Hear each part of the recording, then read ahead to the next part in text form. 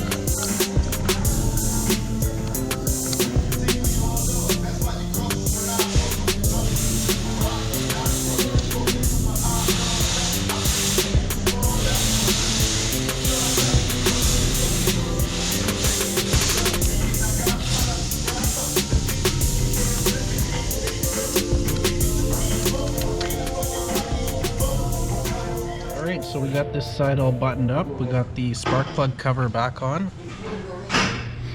We're gonna move to the passenger side and just continue as per usual. Pull the first plug and work our way all the way back. Alright guys, check it out. Passenger side's all done. We're gonna pop the cover on, clear the DTCs, fix a couple cracked vacuum lines. They're all brittle. The car's been sitting for a while, so not too bad of a job. That's how you change spark plugs and coil packs on your Vanden Plas.